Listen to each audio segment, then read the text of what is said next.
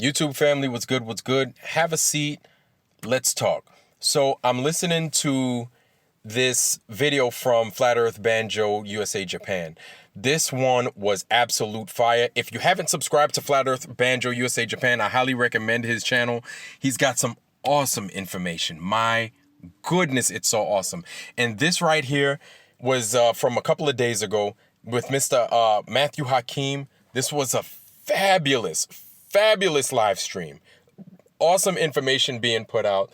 These guys, the way they collabed and the information they came out with, I mean, a million sparks coming out of my mind. So many questions that I had, but that's always a good thing.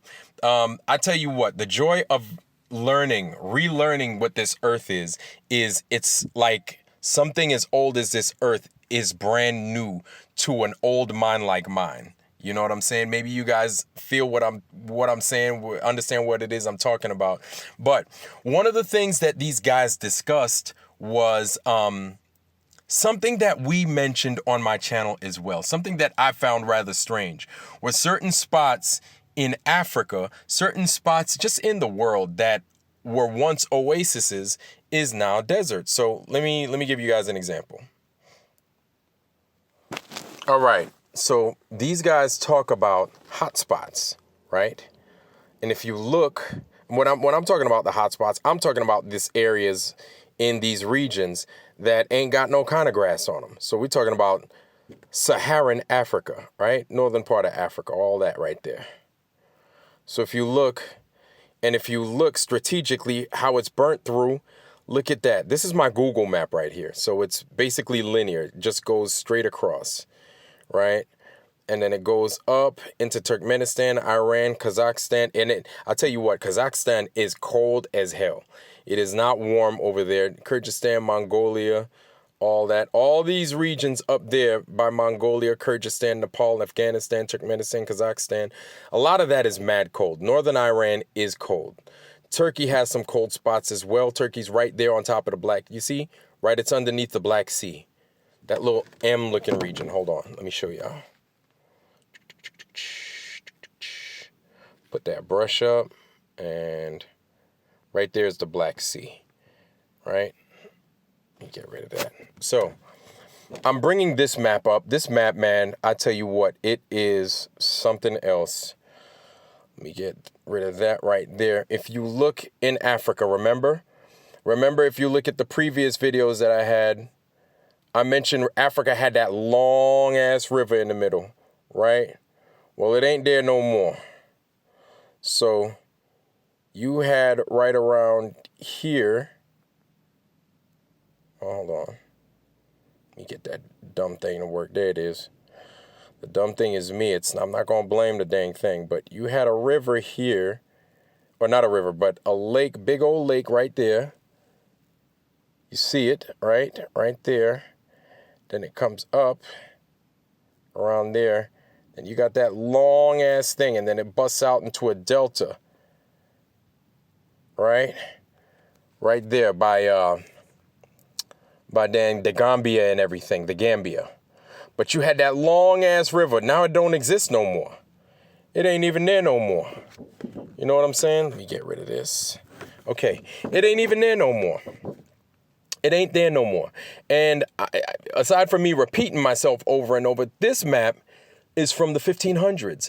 There was a lot popping off in the 1500s, and even though it's not color, this map is strange as hell. Remember, I spoke about the island of California, right there, right? And then right here, we're back in Africa. Now, what happened in Africa? And these guys mentioned an accident, a possible accident with the sun. What happened in and around Africa a long time ago? If you go into the Bible, you'll recognize something happened. Well, a bunch of things happened during that time, but one of the biggest things, right? Joshua chapter what? Chapter 10, verse 12. If you look at it, hold on, let me go get to it. Get to it right now. Right? It says right there. Then spake Joshua to the Lord in the day when the Lord delivered up the Amorites before the children of Israel. And he said, in the sight of Israel's sun, stand thou still upon Gibeon, and thou moon in the valley of Ajalon. Right? My man stopped the sun in one spot. And then it continues. And the sun stood still and the moon stayed until the people had avenged themselves upon their enemies. Ah, boy. It is not written in the book of Jasher. Is this not written in the book of Jasher? So the sun stood still in the midst of heaven and hasted not to go down a whole day. So 24 hours. I don't know what season it was. I don't know what time of year it was. But apparently Joshua had some sort of power from the Most High, right? Or he had such a connection with the Most High that he could ask him to stop the clock, right? Back when I was a kid, Ninja Gaiden was one of the hardest games I ever played. Castlevania was one of the hardest games I ever played as well. There would be a thing that you collect where you could just stop time. When you stop time, everything, all the enemies stop around you and you could just take your weapons and beat them upside their head, kill them and collect their points and all that stuff. Well, this was something similar. I mean, you didn't really stop the enemy, but you stopped the sun in its track. You stopped the world's clock.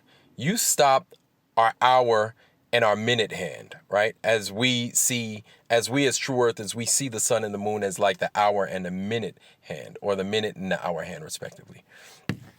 So he had a way in which he could manipulate the movement of the sun, or he can ask to have that movement manipulated, which I think is strange because in the video, this is something that they mention. This is something, if you look at a flat earth map, which I'll go to, take a look, see. Let's zoom in.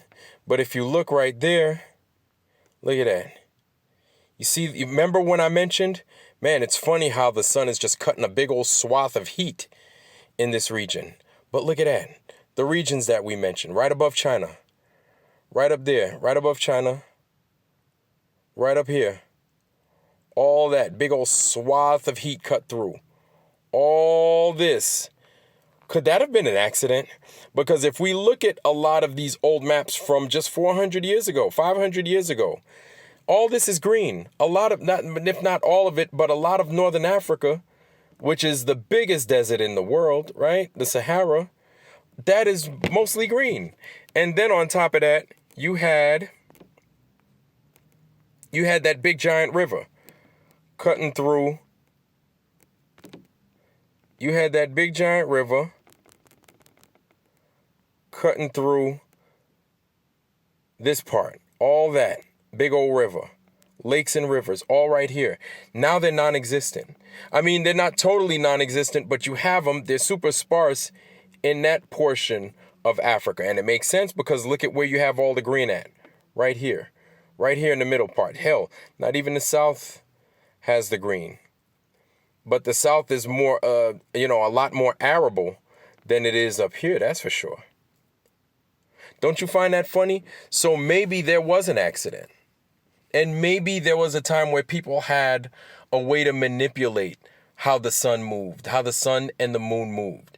But what were the consequences for the rest of the world, right? I just think it's funny. I don't know, YouTube family. Maybe you guys could help me along here. I think we're getting close. I think we're starting to realize some things. I think we're starting to understand some things. And there's nothing wrong with that, right? The world is not what we think it is, and that's okay. That's all right. We need to find out what it is we're standing on. And I think it's best we discover it, and we discover it together, because obviously there are people out there that we just can't trust. Anyway, YouTube family, that's all I got. I wish y'all nothing but the best. I'm going to go ahead and I'm going to drop this show in the description box. I want you guys to get as much information from that thing as you can. That is an awesome, awesome episode from Flat Earth Banjo. Show that guy some love. Give him some support. Subscribe. Give him some thumbs up. All that stuff. Love y'all. Wish y'all nothing but the best. Health, wealth, love, joy, prosperity. And with that, I love y'all. I'm out. Peace.